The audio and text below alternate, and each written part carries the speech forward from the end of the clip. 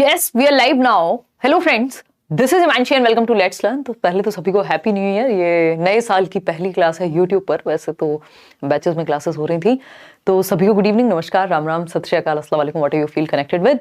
Start करेंगे maths pedagogy in one shot. हम Hindi pedagogy in one shot कर चुके हैं, English pedagogy in one shot कर चुके हैं, EVS pedagogy in one shot कर चुके हैं, जिसको आपने देखा है, पढ़ा है, समझा है। फ्री नोट्स आप डिस्क्रिप्शन बॉक्स से डाउनलोड कर दीजिएगा। ये वो वाला टाइम है जब 2 शिफ्ट आपकी सीटेट के एग्जाम्स हो चुके हैं, 2 शिफ्ट्स में, यानी 2 दिन पेपर हुए हैं। बाकी अभी भी ऐसे लोग हैं जो जाग रहे हैं और उनको चीजें पढ़नी है अभी भी, है ना। तो एक बार मुझे बताओ, ये सेशन चल पा रहा है, नहीं चल पा रहा है, कोई समस्या, कोई परेशानी कुछ है तो। और अभी भी ये बिल्कुल सही समय है कि आप एक हफ्ते भी ठीक से पढ़ लें तो आपका पेपर क्लियर हो जाएगा, जिन लोगों ने पढ़ाई नहीं की अभी तक भी। तो एक तो ये सेशन है आज, maths pedagogy in one shot. इसके अलावा आपको अजर्शन और रीजनिंग वाले क्वेश्चंस में बहुत समस्या होती है। सीडीपी के मैं 4 मैराथन्स लिए हैं, क्योंकि कॉन्सेप्ट्स अगर आपके बेटर हो गए तो बाकी सब्जेक्ट्स की पेडागोजी अपने आप बेटर हो जाएगी। तो वो 8.5 घंटे के सेशंस हैं जो आप देख सकते हैं। अगर सिर्फ एक सेशन देखना है इन वन शॉट, तो आप प्रीवियस एक मैराथन सेशन है जिसको लगभग 10 करोड़ लोग अभी देखने वाले हैं। 10 करोड़ नहीं, 1 करोड़ लोग, 10 मिलियन लोग, मिलियन का भी तो है ना।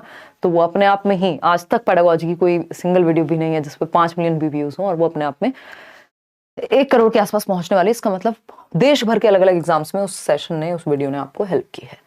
तो लाइक शेयर सब्सक्राइब आप जैसे जैसे आएंगे करते जाएंगे। अगर आपको सेशन पसंद आता है, हेल्प करेगा फॉर श्योर।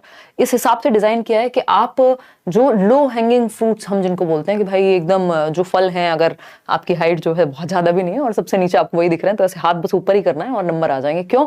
क्योंकि सिलेबस आपका फिक्स्ड है, चीजें एनालिसिस से भी पता चल रही हैं। प्रीवियसली नेचर ऑफ मैथमेटिक्स पे क्वेश्चन आ रहे हैं, वैन हील पर क्वेश्चन आ रहे हैं। तो जो टॉपिक्स बार बार आते हैं और आपको पास कराने में, आपके नंबर बढ़वाने में बहुत ज्यादा मदद कर सकते हैं, क्योंकि इसमें कोई आपका कंपटीशन तो है नहीं किसी से। उसका रीजन यही है कि जो एग्जाम है आपका वो क्वालिफाइंग एग्जाम है। तो स्टार्ट करते हैं। सारे ही सब्जेक्ट्स के नोट्स फ्री हैं आपके सभी सब्जेक्ट्स के, वो आप डाउनलोड कर लीजिएगा डिस्क्रिप्शन बॉक्स में या टेलीग्राम चैनल से, जहां से आप चाहें। अब हम बात करते हैं आज के सेशन पे। मैं खुद को नहीं देख पा रही हूँ यहाँ पे, तो मैं देखना चाह रही हूँ कि सेशन ठीक से चल रहा है या नहीं। फिर हम कंटिन्यू करेंगे नेचर ऑफ मैथमेटिक्स को समझते हुए। रात बहुत हो गई है क्योंकि मैं थोड़ी सी क्लासेस में बिजी थी, फिर बाकी चीज़ों में तो, लेकिन काम का सेशन है। आप पेपर से एक दिन पहले भी देख जाएंगे तो आपको मदद मिलेगी। चलिए स्टार्ट करें। शेयर कर दीजिए उन लोगों के साथ। ये कल सेशन होना था, but I was not feeling well एक क्लास के बाद, तो मैं ये वाली क्लास नहीं ले पाई। चलिए स्टार्ट करते हैं। ऑब्जेक्टिव्स क्या है मैथमेटिक्स के, इससे भी पहले हम 2-3 शब्द में ये समझेंगे कि नेचर ऑफ मैथमेटिक्स कैसा है। तो नेचर ऑफ मैथमेटिक्स जो है वो अपने आप में ही कुछ हद तक कॉम्प्लेक्स कहा जाता है। नेचर ऑफ मैथमेटिक्स यानी गणित की कैसी प्रकृति है। तो 2-3 पॉइंट्स हैं जो आपके काम के हैं। इस पे क्वेश्चंस पूछे गए हैं, इस बार भी आप एनालिसिस में बता रहे हैं ऑनलाइन एग्जाम के, पिछली बार भी हमेशा आते ही हैं इस पे क्वेश्चन। तो गणित की प्रकृति की जब हम बात कर रहे हैं, मैंने कोशिश की है कि सेशन को बाइलिंगुअल रखा जाए कुछ हद तक। तो नेचर ऑफ मैथमेटिक्स की जब हम बात कर रहे हैं, तो एक तो ये कि ये लॉजिकल होता है, तार्किक होता है। यहाँ पे इंट्यूशन से भी ज्यादा, जो अगर हम कहें कुछ हद तक तो इंट्यूशन को भी हम महत्व देते हैं, अदरवाइज तर्क की वैल्यू है। यानी सिर्फ ऐसा नहीं है कि ये सिर्फ कल्पना से चल जाएगा, या आप लिटरेचर पढ़ते हैं या पोएम्स पढ़ते हैं तो आप एंजॉय करते हैं उस चीज को, एंजॉय आप इसको भी करेंगे, बट इस सब्जेक्ट का जो नेचर है, यानी मैथमेटिक्स का जो नेचर है, वो तार्किक है, यानी तर्कपूर्ण है, लॉजिकल है। आपको पता है मैथ्स में 2+2 4 होते हैं, जबकि जब हम पेडागोजी भी पढ़ रहे होते हैं वहां पे 2+2 हमेशा 4 नहीं होते, वहां बहुत सारे पर्सपेक्टिव्स होते हैं, जबकि यहाँ एक डेफिनेट आंसर आपको मिल जाता है। तो हम कहेंगे कि लॉजिकल है, लॉजिक की जरूरत पड़ती है, तर्क की जरूरत पड़ती है। मैथमेटिक्स के नेचर में ये बात निहित है, ठीक है। एब्स्ट्रैक्ट इन नेचर है, यानी अमूर्तता पाई जाती है। भाई नंबर्स क्या है, अपने आप में अमूर्त ही हैं। फिर आप थियरम्स को प्रूव कर रहे हैं, समझ रहे हैं चीजों को, तो यानी अमूर्तता भी है। जो प्रकृति है मैथ्स की वो अमूर्त भी है। तो हमको कोशिश करनी है कि कॉन्क्रीट चीजों से जोड़ करके, कॉन्क्रीट क्या है, मूर्त, जिसको टच और फील किया जा सके, जैसे ये बॉटल है, तो हम कॉन्क्रीट चीजों का उदाहरण लेके उनका प्रयोग करके टीचिंग लर्निंग मटेरियल में, अपनी शिक्षण सहायक सामग्री में अमूर्त संप्रत्यों को भी सिखा पाए, ठीक है।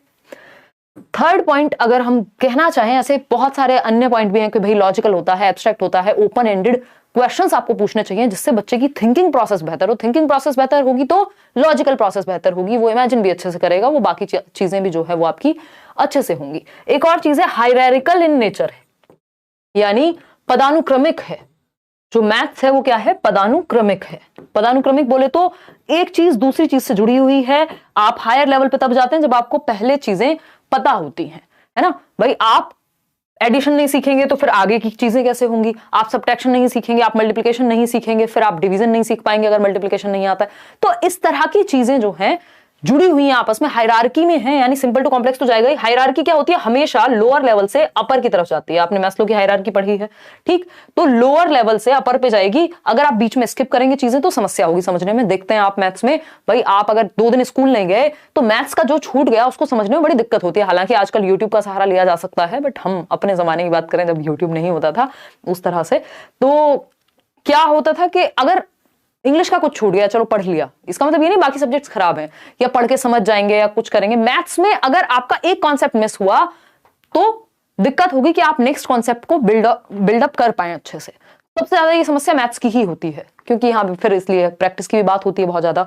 तो हायरार्किकल इन नेचर है, यानी पदानुक्रमक है। और एक चीज भी कही जाती है जो एनसीएफ कहता है आपका, टॉल शेप ऑफ मैथमेटिक्स। इसमें हम अभी आएंगे। टॉल शेप भी कुछ हद तक इसी बात को जस्टिफाई करता है कि जो स्पाइरल है, यानी चीजें आपस में गुथी हुई हैं, वर्तुलाकार हैं। और अगर एक कॉन्सेप्ट, अगर आपको एडिशन ही नहीं आता, मान लीजिए आपको सब्ट्रैक्शन ही नहीं आता, आपको मल्टीप्लिकेशन नहीं आता, अगर आपको कोई इक्वेशन दे दी जाए सॉल्व करने के लिए, आप कैसे करेंगे उसको सॉल्व। तो नए टॉपिक के लिए पुराना टॉपिक आना जरूरी है। यानी टॉल शेप तभी बिल्ड होगी, जैसे हम एक बिल्डिंग बनाते हैं, जब ये वाली नींव जो है आपकी मजबूत हो, तभी आप नेक्स्ट टॉपिक सीख पाते हैं। स्पाइरल करिकुलम जैसी भी एक चीज होती है जो ब्रूनर कहते हैं। तो हमें ये ध्यान रखना है, ये क्या है, लॉजिकल इन नेचर है, एब्स्ट्रैक्ट है, हायरार्किकल है इन नेचर, ठीक। आगे बढ़े, समझते हैं अब इसके ऑब्जेक्टिव्स क्या हैं, गणित क्यों पढ़ा रहे हैं हम। उद्देश्य तो होते हैं हर सब्जेक्ट के, तो ऑब्जेक्टिव्स की जब हम बात कर रहे हैं तो टीचिंग मैथमेटिक्स यानी गणित पढ़ाने के क्या उद्देश्य हैं, फटाफट से समझेंगे। ये सेशन थोड़ा सा शॉर्ट और टू द पॉइंट होने वाला है, क्योंकि पेपर में डायरेक्टली आपको हेल्प करेगा, सिंपल बात, ठीक। Mathematisation of the child's thought process, इस बार भी इस पे क्वेश्चन आया, हमेशा आते हैं इस पे क्वेश्चन के एक ऑब्जेक्टिव, एक उद्देश्य क्या है। हम आज भी जो पढ़ रहे हैं इसका उद्देश्य क्या है। आपका पेपर है 9 तारीख को, या जिनके भी आगे आने वाले एग्जाम्स हैं, मैथ्स पेडागोजी पढ़नी है, तो उस पेपर में मदद हो सके, इसलिए हम आज ये पढ़ रहे हैं। तो उद्देश्य क्या है कि सीटेट के एग्जाम के लिए पेडागोजी जहां पे भी पूछी जाती है उसके लिए हम पढ़ रहे हैं।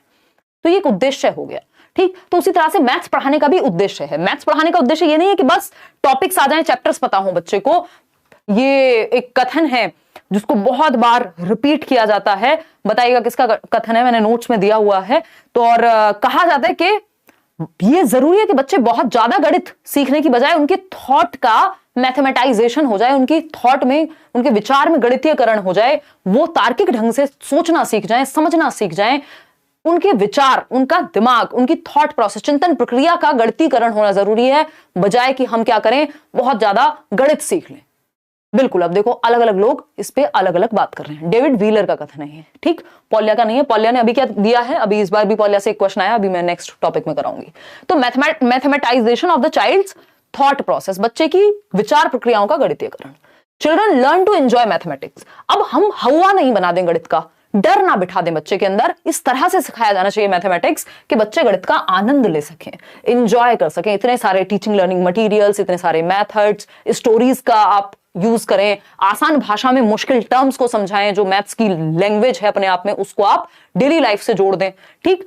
Making mathematics a part of children's life experience, वही बात जो एनसीएफ भी कहता ही है कि बच्चे के जो वास्तविक जीवन है, जिस दुनिया में वो रहता है, आप उससे जोड़िए ना।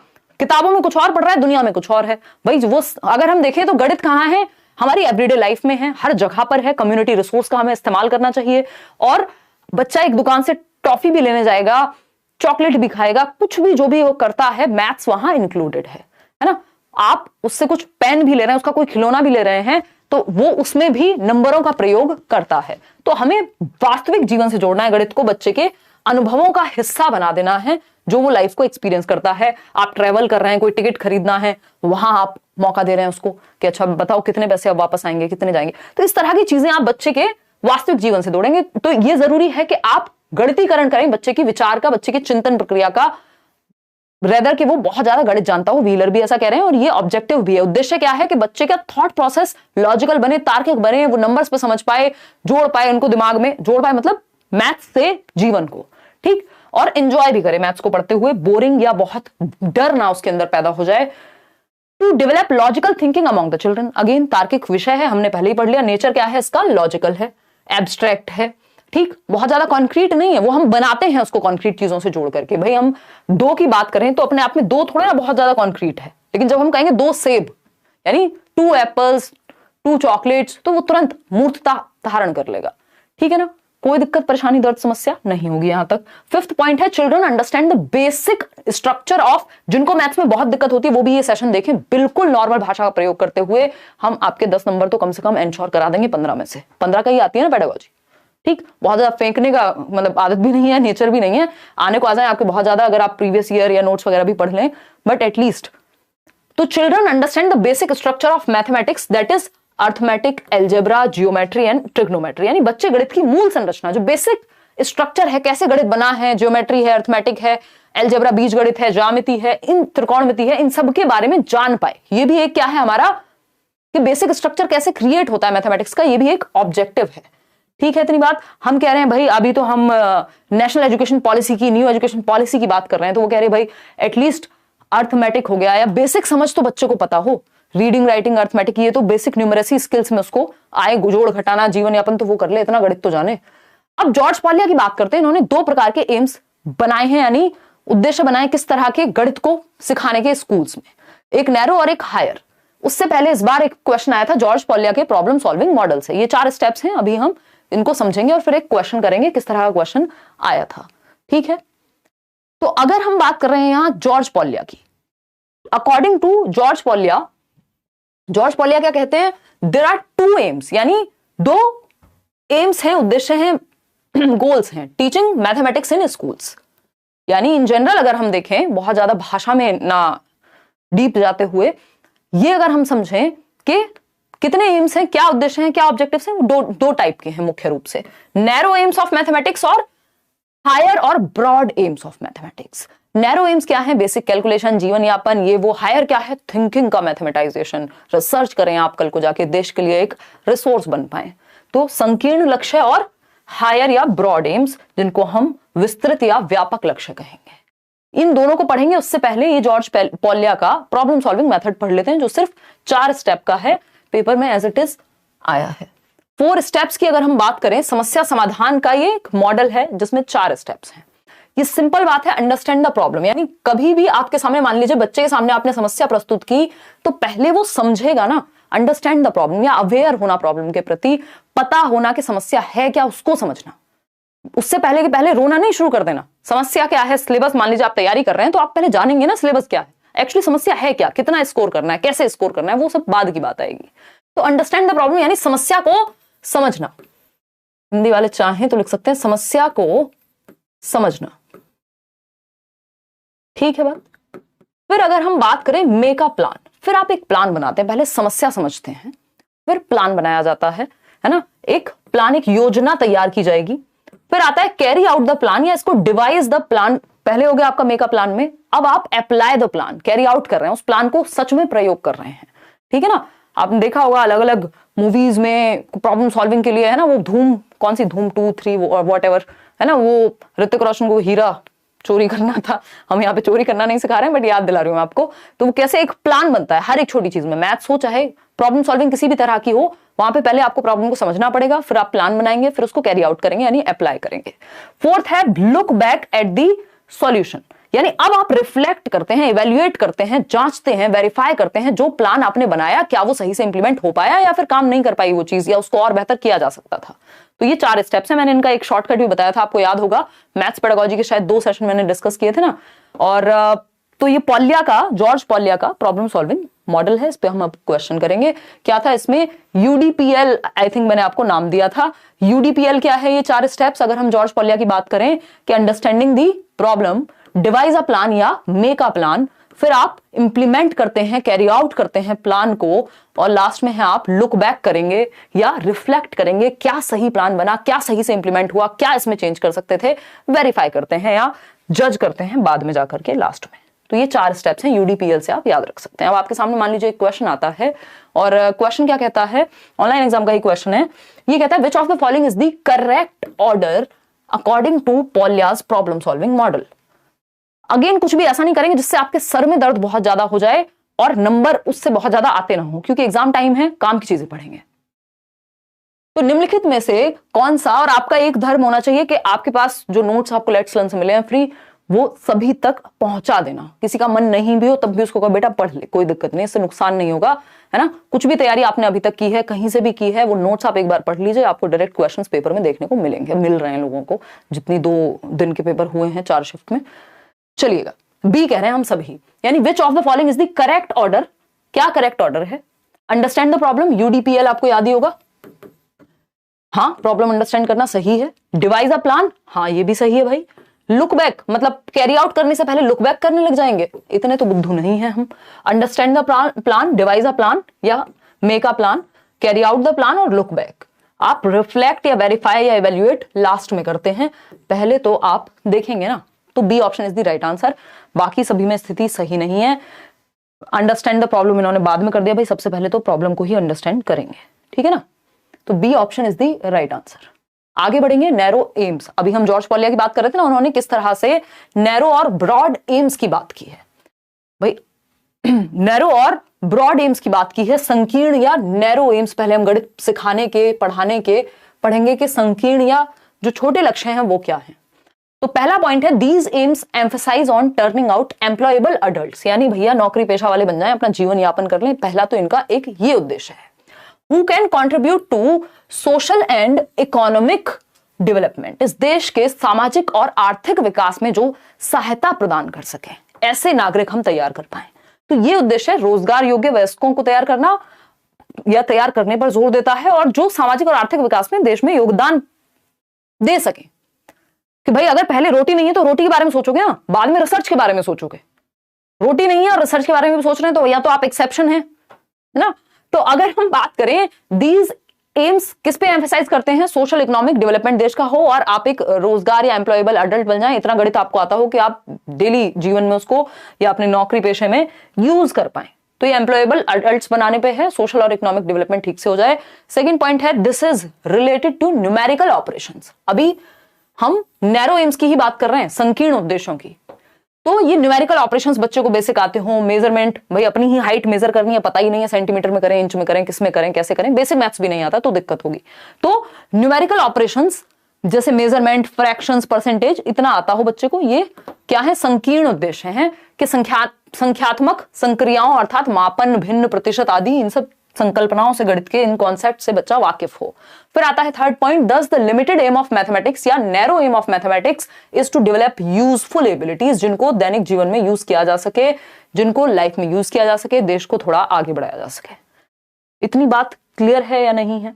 है ना। कल भी हम 9 बजे मिलेंगे, जो असर्शन और रीजनिंग वाले क्वेश्चंस होते हैं, जो मुश्किल लगते हैं, कथन और कारण वाले क्वेश्चंस, वो हम करेंगे। तो ये कुछ बेसिक नैरो एम्स थे। अब आए ब्रॉड एम्स, व्यापक उद्देश्य। व्यापक उद्देश्य क्या कहते हैं? थिंक मैथमेटिकली, यानी गणितीय चिंतन, आप सोच पाए। अब तो आप थियरम भी लिख देंगे खुद से, अपना भी एक आपकी एक किताब आ सकती है। हैव लॉजिकल डिस्कशन, यानी जब आप चर्चा करें तो तार्किक चर्चा होनी चाहिए, सिर्फ गणित में ही नहीं, इन जनरल भी। तो ये गणित से आ रहा है, लेकिन ये जो एबिलिटी है आप में, गणित को सीखने से, समझने से आ रही है। तो आपका थिंकिंग प्रोसेस मैथमेटाइज हो जाए। मैथमेटाइज हो जाए मतलब लॉजिकल हो, एब्स्ट्रैक्ट हो, हायरार्किकल हो, मतलब जिसमें कुछ वजन आए। लॉजिकल डिस्कशन आप रख पाए, ठीक बात है। ये क्या है? ब्रॉड एम है। जैसे अगर हम शिक्षा की भी बात करें तो शिक्षा के भी नैरो एम्स में हम देख लेते हैं कि यार नौकरी लग जाए, ये हो जाए, है ना। हालांकि हम में से बहुत सारे लोग सिर्फ उस तक सीमित भी रह जाते हैं, जबकि ब्रॉड एम्स क्या है भाई?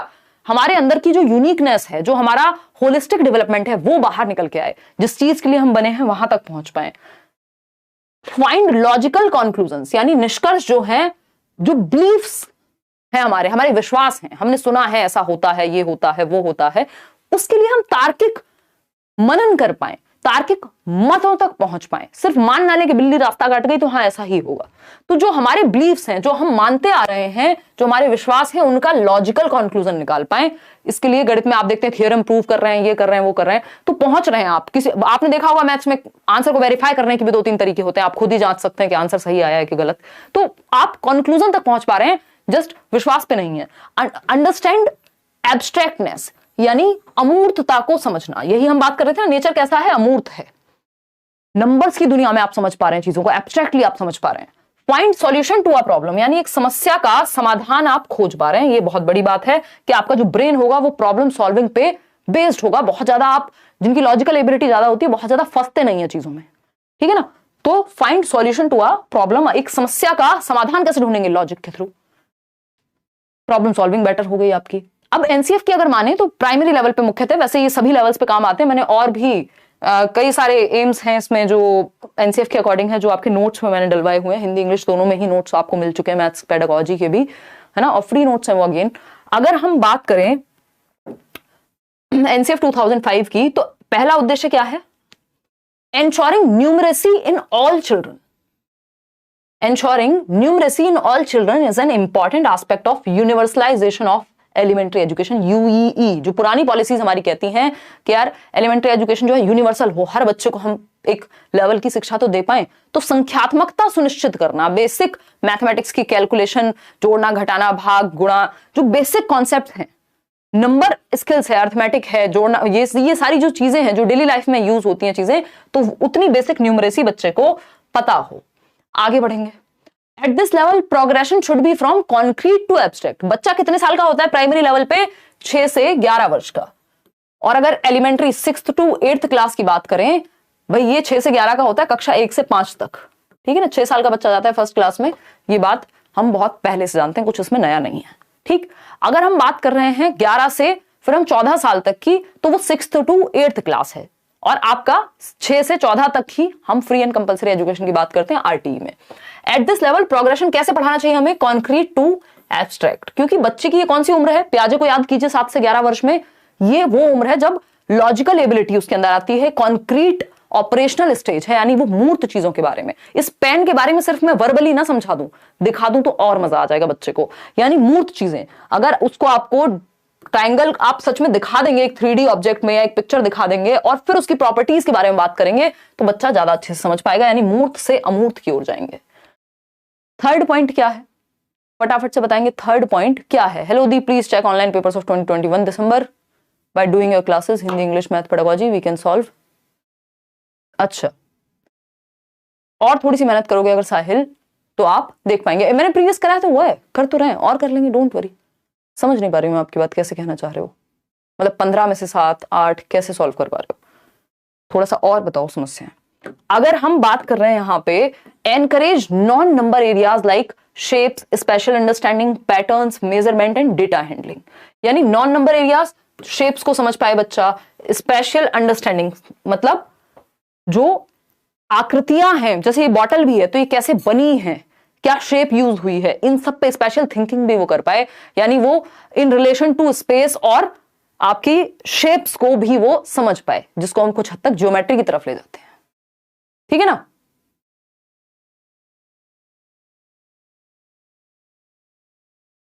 बहुत बढ़िया। अच्छा, निशु क्या कह रहे हैं मैम, मैंने आपके ब्लॉग में मम्मी को देखा, वो मेरी मैम है, मतलब मेरी मम्मी को, अच्छा आपकी मम्मी को देखा, हाँ मतलब ओके। मेरे को बहुत खुशी हुई स्कूल छोड़ने के बाद, इतने टाइम बाद अपनी मैम को देख के। अच्छा 9th क्लास में, ओके बहुत बढ़िया। आप देखो मम्मी के भी स्टूडेंट्स हमें मिल रहे हैं, कमाल ही हो गया। चलिए धन्यवाद आपका। देखिए इधर तो एनकरेज नॉन नंबर जो शेप्स हैं, स्पेशल अंडरस्टैंडिंग है, पैटर्न को बच्चा समझ पाए। अभी पैटर्न्स पे हम पढ़ेंगे, टेसिलेशन, मेजरमेंट, डेटा हैंडलिंग, इन सब को भी वो बेसिकली प्राइमरी लेवल पे समझ पाए। अच्छा यहां से एक चीज जरूर निकल के आती है कि आपको पता होना चाहिए, पेपर में आपको दे देगा शेप्स आप पढ़ते हैं प्राइमरी लेवल पे, स्पेशल अंडरस्टैंडिंग आपकी बेटर कराई जाएगी, पैटर्न्स आप पढ़ते हैं, मेजरमेंट, डेटा हैंडलिंग ये सब पढ़ते हैं। क्या नहीं पढ़ते, रेशो एक चैप्टर है जो आप नहीं पढ़ते। इस तरह से आपको थोड़ा सा ध्यान रखना है कि कौन से वो चैप्टर्स हैं जिनको हम प्राइमरी लेवल पे नहीं पढ़ते। अब कॉन्सेप्ट मैपिंग पे एक क्वेश्चन आ जाता है जनरली। कॉन्सेप्ट मैपिंग क्या कहता है, ये कहता है it is a schematic drawing which shows relationship between the concept. यानी यह एक योजनाबद्ध रेखा चित्र है जो अवधारणाओं के बीच के संबंध को दर्शाता है। ये सिर्फ मैथ्स में ही नहीं, अदर सब्जेक्ट्स में भी हेल्प करेगा कॉन्सेप्ट मैप। यानी संप्रत्य मानचित्रण, यानी एक कॉन्सेप्ट पढ़ा आपने, मान लीजिए प्याजे को पढ़ा, और उसका आप एक हायरार्किकल एक फ्लो चार्ट बना पा रहे हैं, इस तरह की चीजें बना पा रहे हैं जिससे आप आसानी से याद रख पाए उसको। तो ये स्कीमेटिक ड्राइंग है जिससे आपके स्कीमा में, आपके ब्रेन में चीजें फिट हो सके, और जिसमें एक कॉन्सेप्ट का रिलेशन दूसरे कॉन्सेप्ट से शो किया जाता है। It is a hierarchical structure, पदानुक्रमित संरचना होती है। हायरार्किकल मतलब फ्लो चार्ट बना हुआ है या जो चीजें आपस में जुड़ी हुई हैं, एक टेबल बनी हुई है, ठीक है ना। और साहिल एक काम कर लो इसमें ना कि प्रीवियस ईयर तो साथ में करना ही है, डायरेक्टली कुछ चीजें मिलेंगी आपको पेपर में, कुछ चीजें इनडायरेक्टली भी मिलेंगी, तो उस कॉन्सेप्ट को समझने के लिए प्रीवियस ईयर तो थोड़ा करना ही पड़ेगा, ठीक है ना। और मैंने कराया भी हुआ है, अगर आप सेशन देख लेंगे, 2-3 सेशन देख के भी चले जाएंगे तो भी हेल्प हो जाएगी आपकी उस सब्जेक्ट में। देखिएगा और भी कुछ क्वेश्चंस करा दूंगी। थर्ड पॉइंट देखिएगा, it can be build either by the teacher और लर्नर, या तो ये टीचर के द्वारा बनाया जा सकता है या लर्नर के द्वारा, यानी दोनों बना सकते हैं। भाई आपका टीचर भी आपको कॉन्सेप्ट मैप बनवा सकता है और आप खुद भी, किसी टॉपिक को आपने पढ़ा है तो आपको याद रखना है, अच्छा प्याजे में 4 स्टेजेस थे, अच्छा वो 4 स्टेजेस कौन सी थी, 4 एलिमेंट्स कौन से थे, तो वो कॉन्सेप्ट मैप बन जाएगा जो आप फ्लो चार्ट के रूप में या उसमें अलग अलग शेप या कलर के द्वारा प्रॉपर एक चार्ट जैसा बना सकते हैं। It connects the new concepts with the previous knowledge, जो आप नया सीख रहे हैं उसको आप प्रीवियस नॉलेज से जोड़ते जाते हैं। It is a method which makes learning successful, of course ये कॉम्प्रिहेंशन आपका यानी आपकी समझ जो है वो बेहतर होती है और लर्निंग आपकी ठीक से हो पाती है। अगर आप इसको देखना चाहें तो ये ऐसा दिखता है कुछ। अगर हम कॉन्सेप्ट मैप की बात करें तो हम क्या है, ट्राइंगल के बारे में जान रहे हैं मान लीजिए, तो अब ट्राइंगल को सिखाने के लिए हमने क्या किया, एक कॉन्सेप्ट मैप बनाया। एक तरफ मान लीजिए उसकी डेफिनेशन लिख ली या अपने शब्दों में उसकी डेफिनेशन लिख ली, मान लेते हैं डेफिनेशन भी नहीं लिखी, जस्ट एक रिलेशन बना लिया। एग्जाम्पल क्या है ट्राइंगल का, ये एक एग्जाम्पल है, ठीक, ये भी एक एग्जाम्पल है। एक नॉन एग्जाम्पल लिया, नॉन एग्जाम्पल पता है ना, एग्जाम्पल्स और नॉन एग्जाम्पल्स दोनों ही जरूरी हैं अच्छे से समझने के लिए, आपके सीडीपी में भी क्वेश्चन आता है। नॉन एग्जाम्पल मतलब जो इनडायरेक्टली ये समझा सके हमें कि भाई ट्राइंगल, हमें सर्कल देख के ये पता चल गया कि ये ट्राइंगल तो नहीं होता। जैसे हम बात करते हैं जब हम बर्ड्स की बात कर रहे हैं और हम डॉग का एग्जाम्पल ले, तो वो नॉन एग्जाम्पल हो गया कि बर्ड्स कौन से नहीं होते, वो हमें नॉन एग्जाम्पल से समझ आ गया। तो ये क्या हुआ, एक फ्लो चार्ट हमने बना लिया या हमने कॉन्सेप्ट मैप बना लिया, यानी इस कॉन्सेप्ट से जुड़ी हुई बातें इस चार्ट में रख ली हमने कि डेफिनेशन क्या होती है एग्जैक्टली, फिर मेरे शब्दों में क्या है, इसके कितने एग्जाम्पल हो सकते हैं, राइट एंगल कौन सा है या इक्विलेटरल कौन सा है, तो वो आपने क्या किया, एक फ्लो चार्ट में कॉन्सेप्ट मैप में बना लिया जिससे चीजें याद रहे। जैसे एक और ये आपका कॉन्सेप्ट मैप है शेप्स के बारे में कि 3D शेप्स कौन सी होती हैं, तो आपने यहाँ पे क्यूबॉइड बना लिया, इधर आपने क्यूब बना लिया, है ना। या फिर अगर हम बात कर रहे हैं आपकी सिलेंड्रिकल शेप, तो सिलेंडर के साथ आपने एक शेप भी बना ली, ठीक। अगर हम 2D शेप्स की बात कर रहे हैं तो यहाँ पे 3 साइड्स होती हैं ट्राइंगल की, ये होता है। तो ये प्रॉपर्टीज आपने फ्लो चार्ट या हम कहें concept map basically inter related होता है, सारे टॉपिक्स से आपकी चीजें हायरार्किकल हैं, इजी टू डिफिकल्ट वे में बनाई हैं चीजें आपने। आगे बढ़ते हैं, समझते हैं कहानी है क्या। एक क्वेश्चन इस पे देख लेते हैं। क्वेश्चन है आपका, देखिएगा क्वेश्चन है आपका बहुत बढ़िया, okay, online course about KVS please tell me, कोई तो कह रहा है। उस पे आएंगे यार अभी, है ना, उस पे आएंगे क्या, करियर विल ऐप डाउनलोड कर लीजिए आप और वहां टीचिंग सेक्शन में आपको जाना पड़ेगा। अतः एडमिशन ऑलरेडी है, आप ले सकते हैं, मेहनत दबा के चल रही है, सारे टीचर्स कर रहे हैं, दिन में 7-7 क्लासेस हो रही हैं आपकी, मैं भी जुड़ी हुई हूँ साथ में।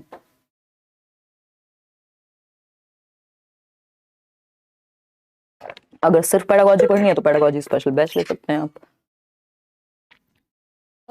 लेकिन दोनों मत ले लीजिएगा गलती से कि आप पेडागोजी स्पेशल भी ले लें और आप कंप्लीट बैच भी ले लें। कंप्लीट का मतलब ही है उसमें पेडागोजी अपने आप शामिल होगी। देखिएगा तो क्वेश्चन क्या है, which one of the following statements is not true about concept maps. Concept map के बारे में क्या सही नहीं है।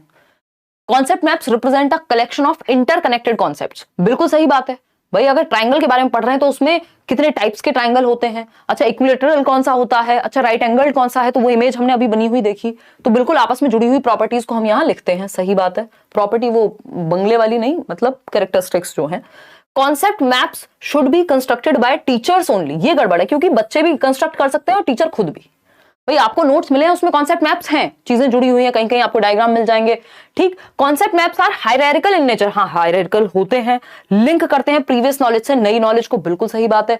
लेकिन क्या है, ये सिर्फ टीचर कंस्ट्रक्ट करेंगे, ये गड़बड़ है। तो ये आपको बाकी की 3 बातें भी पता होनी चाहिए, अगली बार ऑप्शन घुमा के दे देगा। एक आपका बहुत ही फेवरेट टॉपिक जिसको वैन हील कहते हैं हम, यहाँ से एक क्वेश्चन आता ही आता है, हर बार आता है, ठीक। इस बार भी आ रहे हैं जो आपके फीडबैक है। एग्जैक्ट क्वेश्चन तो आप लोगों ने शेयर नहीं किया है, मैथ्स में याद रखना मुश्किल होता है, बट आपने बताया है कि भाई ये भी आ रहा है, ठीक। तो अगर हम इसमें देखें तो हमारे 3 लेवल सबसे ज्यादा काम के हैं।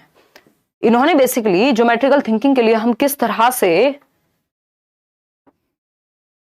लेवल्स इन्होंने डिवाइड कर दिए, तो जीरो जिसको हम लेवल कहते हैं, या मतलब फर्स्ट हम अपने दिमाग में रख सकते हैं, बट ये जीरो लेवल है। विजुअलाइजेशन, फिर एनालिसिस, इनफॉर्मल डिडक्शन जिसे एब्स्ट्रैक्शन भी कहते हैं, अमूर्तता, फिर डिडक्शन और राइगर।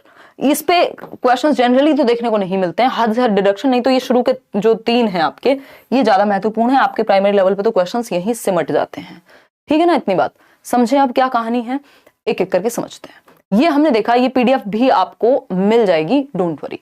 अगर हम बात कर रहे हैं यहां पे, अगर हम बात कर रहे हैं शेप्स की, विजुअलाइजेशन सबसे पहले यही होता है कि आप विजुअलाइज कर पाते हैं देख करके।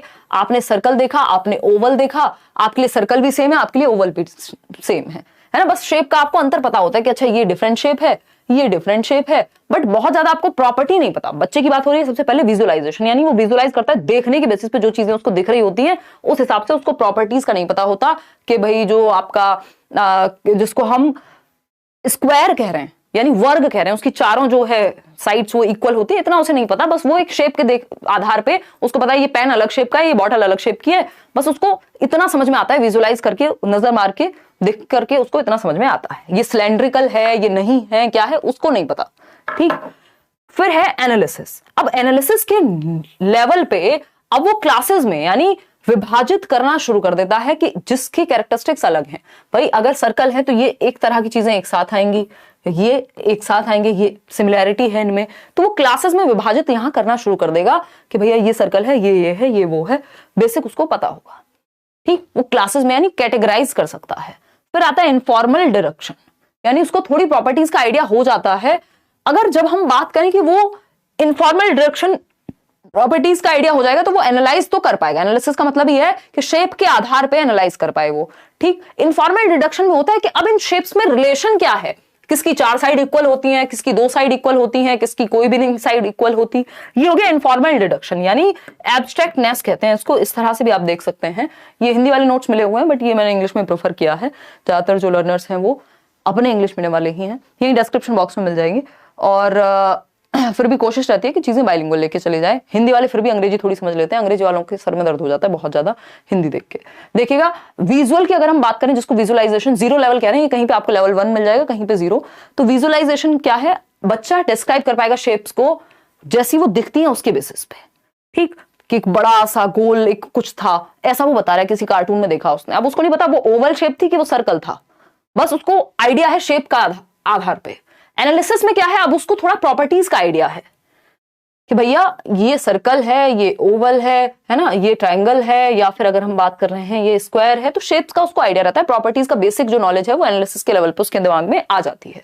एब्स्ट्रैक्टनेस में वो इस प्रॉपर्टी में क्या रिलेशन है, इसमें क्या अंतर है, ये सब समझ पाएगा। एब्स्ट्रैक्टनेस पे क्या कर पाएगा, रिकॉग्नाइज कर पाएगा कि प्रॉपर्टीज का, जो प्रॉपर्टीज हैं अलग अलग शेप की, उनके बीच में क्या रिलेशनशिप है और कैसे उनको लॉजिकली उन शेप्स से जोड़ना है उन प्रॉपर्टीज को, या प्रॉपर्टीज के आधार पे चीजें अलग होती हैं, ये वो समझ पाएगा एब्स्ट्रैक्टनेस पे।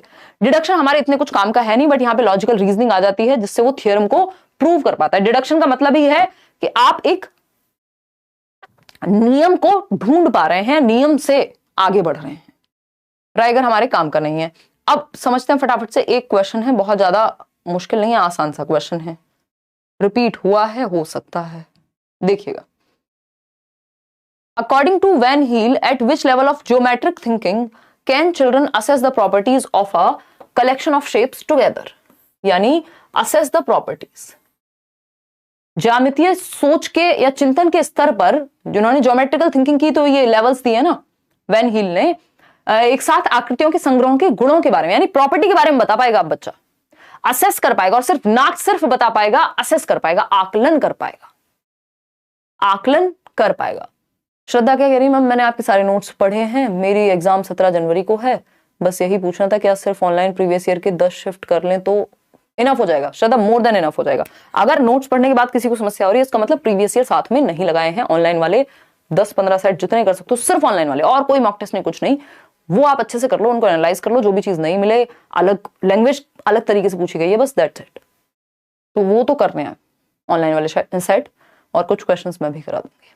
देखिएगा डी ऑप्शन कह रहे हैं, यानी असेस कर पा रहे हैं आप, आकलन कर पा रहे हैं प्रॉपर्टी के आधार पे। तो ये विजुअलाइजेशन है। विजुअलाइजेशन तो बस बच्चा शेप देख लेता है, उसको आधार समझ नहीं आ रहा। इनफॉर्मल डिडक्शन में तो रिलेशनशिप क्या है उस पर भी पहुंच जाएगा। यहां पे सिर्फ आकलन करना है, यानी एनालाइज करना है प्रॉपर्टी के बेसिस पे, उसको पता होता है अंतर प्रॉपर्टी के बीच में जो रिलेशन है कि ये दोनों प्रॉपर्टीज कैसे अलग हैं, इनकी इन शेप्स की प्रॉपर्टीज कैसे अलग हैं, ये वो रिलेशनशिप को एनालाइज करना सीख जाएगा, असेस कर पाएगा प्रॉपर्टी के आधार पे। एक और क्वेश्चन है छोटू सा, ये कहता है आइडेंटिफाई अ डिजायरेबल प्रैक्टिस, यानी जो काम होना चाहिए पॉजिटिव बात ज्योमेट्री पढ़ाने के लिए प्राइमरी लेवल पे, ज्यामिति पढ़ाने के लिए शेप्स की जिसमें बात हो रही है, किस चीज का प्रयोग करना चाहिए। बहुत टू द पॉइंट सेशन रखने वाले हैं, फटाफट से अगर आपका मन है ये जवाब दे सकते हैं, नहीं तो इस सेशन के बाद पीडीएफ मिलेगा, आप प्रैक्टिस भी कर सकते हैं। तो geometry at primary level should be limited to recognition of simple basic shapes. Basic shapes तक ही सीमित रहनी चाहिए प्राइमरी लेवल पे ज्योमेट्री, या teacher should begin by giving clear definitions of simple shapes. पहले डेफिनेशन ही पेश कर दो बच्चे के सामने, इनको तो हम अवॉइड करते हैं। Children should be given ample opportunities, आपको सिंपल याद रखना है पेडागोजी में, जहां बच्चा ज्यादा एक्टिव है वो ऑप्शन बेहतर है। Children should be given ample opportunities to develop an intuitive understanding of space, यानी वो जो स्पेस है, शेप है, इन सब के बीच के लिए उसको एक सहज मौका मिलना चाहिए, ऐसी अपॉर्चुनिटीज, ऐसे अवसर मिलने चाहिए ताकि इन सब के बारे में वो सहजता से बता सके कि अच्छा मेरे घर में ये वाली मैंने एक बॉटल देखी थी, उसकी शेप भी ऐसी ही थी मैम, अच्छा वो भी फिर इस ही एक प्रकार में आएगी, अच्छा वो सिलेंड्रिकल रही होगी। तो उसको अपॉर्चुनिटीज दी जाए, जहां बच्चा सबसे ज्यादा एक्टिव है वो बेस्ट ऑप्शन है। इन सब में रियल में एक्टिव नहीं है, यहां पे अपॉर्चुनिटी मिली है, सबसे ज्यादा एक्टिव सी ऑप्शन में है। चलिए आगे बढ़ते हैं, सिमेट्री की बात कर लेते हैं, इस पे भी कुछ क्वेश्चंस आते हैं हर साल। सिमेट्री की अगर हम बात करें, इसको सममिति कह देते हैं। सिमेट्री क्या है? The quality of being made up of exactly similar parts facing each other और अराउंड एन एक्सिस, यानी एक एक्स एक्सिस और वाई एक्सिस पता ही है आपको, एक्सिस के अराउंड बिल्कुल अगर दो पार्ट में कट कर दे किसी चीज को तो एकदम सेम निकले, है ना। जैसे ये फोन तो नहीं दिख रहा मुझे सिमेट्रिकल, बट कोई और चीज शायद आपको नजर आ रही होगी, ये पेन ही है मान लीजिए, तो इसको अगर बीच से कट किया जाए तो सिमेट्रिकल है, दोनों साइड बिल्कुल एक जैसी दिखेंगी, ठीक है। तो अगर हम बात करें एक अक्ष के चारों ओर बिल्कुल समान भागों से बने होने का गुण, the quality of being made up of exactly similar parts, अगर दो पार्ट में डिवाइड करना पड़े तो एकदम, जैसे मान लेते हैं ये सर्कल ही है, मतलब मैंने तो बहुत गंदा बनाया है, सिमेट्रिकल नहीं बन पाया, बट कोई एक बीच से अगर कट करें तो दोनों एक्सिस पे हम देखें, सामने से भी अगर हम देखें, बंद भी कर दें अगर इसको, पेपर आपने बचपन में बहुत किया होगा, फोल्ड कर करके उसको बिल्कुल बीचों बीच से हम फाड़ते थे, और या फिर उसका कुछ बना रहे हैं मान लीजिए, तो उसमें सिमेट्री का प्रयोग होता है। ठीक, आगे बढ़ते हैं। जैसे लाइंस ऑफ सिमेट्री अगर आप एक्सिस के अराउंड देखें तो रेक्टेंगल में आपको एक्स एक्सिस के अराउंड और वाई एक्सिस के अराउंड लाइन ऑफ सिमेट्री दिख रही है। आप स्क्वायर में भी देख पा रहे हैं कितनी लाइंस ऑफ सिमेट्री हैं, 4 लाइंस। रेक्टेंगुलर में कितनी है, 2 लाइंस ऑफ सिमेट्री। रोम्बस में 2 दिख रही हैं हमें। ठीक, काइट पतंग उड़ाई होगी, पतंगबाज होंगे यहाँ पे कई लोग, 1 लाइन ऑफ सिमेट्री, क्योंकि अगर आप ऐसे कट करेंगे तो पंगे हो जाएंगे, मतलब हर एक काइट में नहीं, इस शेप की काइट की बात हो रही है। आइसोसेलेस ट्रेपेजॉइड में क्या होगा, 1 लाइन ऑफ सिमेट्री है सिर्फ। तो इसी तरह से खैर इतनी आपके प्राइमरी लेवल पे बहुत ज्यादा पंगे आपसे नहीं लेते हैं। ये तो नहीं पूछता है कि कितनी लाइन ऑफ सिमेट्री है, बट ये जस्ट एक आइडिया के लिए है कि लाइन ऑफ सिमेट्री, जैसे आप ट्राइंगल में देख पा रहे हैं तो 3 लाइंस ऑफ सिमेट्री पाई जा रही हैं। ये आपके लेटर्स में भी, अलग अलग चीजों में आपको फ्री मिल जाएगा किस में सिमेट्री है किस में नहीं है। आते हैं टेसिलेशन पे। ये बेसिकली ऑप्शन में एलिमिनेट करने के लिए जनरली पूछा जाता है, बहुत अपने आप में अलग से नहीं पूछा जाता सिमेट्री, लेकिन ऑप्शंस में जरूर मिलता है आपको। देखिएगा, अगर हम बात कर रहे हैं यहां टेसिलेशन यानी चौपड़ की, क्या कह रहा है भाई टेसिलेशन? टेसिलेशन क्या कह रहा है ये पूछा है हमसे। अभी आएंगे कौन क्या कह रहा है, आएंगे।